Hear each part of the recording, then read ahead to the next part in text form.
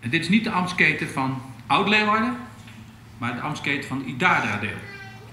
En die heb ik gekregen bij de overdracht die Tom Baas, de burgemeester van Waarsdiem, had georganiseerd afgelopen 1 december om 12 uur in Egem. En ik heb er dus nu 4. Ja.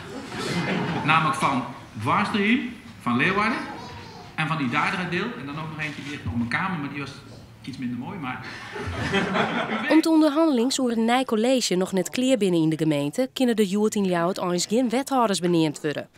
Dat zou betutten dat burgemeester Kronen alleen de gemeente besturen had. Daarom wordt een tijdelijke maatregel naam. Die tijdelijkheid loopt dan door totdat er wethouders benoemd worden op basis van een coalitieakkoord. En dat zou eind van deze maand kunnen gebeuren. En het tweede is dat ze een beperkte verantwoordelijkheid krijgen, een beperkte bevoegdheid. Namelijk ze krijgen de bevoegdheid om lopende zaken te behartigen en zaken die geen uitstel kunnen dulden. Maar voordat de rietsgeerkomst uiteenzet, moet eerst elke nier op de foto.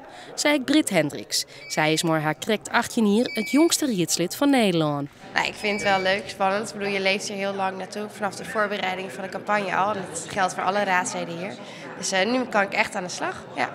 Na de foto is het op naar de rietseel, op zoek naar het eigen plakje. Ik weet nu waar ik zit, dus spannend. Ja, ben je wat nerveus? Nee, maar ik vind het wel gewoon leuk. Ik bedoel, je leeft hier gewoon wel heel lang naartoe. Dus ik heb er nu ook wel echt zin in. En, het gaat nu echt beginnen. En dan is het tijd voor de beëdiging. Ik zweer dat ik getrouw zal zijn aan de grondwet, dat ik de wetten zal nakomen en dat ik mijn plichten als lid van het gemeentebestuur naar eer en geweten zal vervullen. Zo waarlijk helpt mij God allemaal. Nood Britt rietslid van Ljouwert is, maar ze voor het eerst stemmen. In dit geval over de benaming van de tijdelijke wethouders. Duinem, Koster, Dix en Eckhart.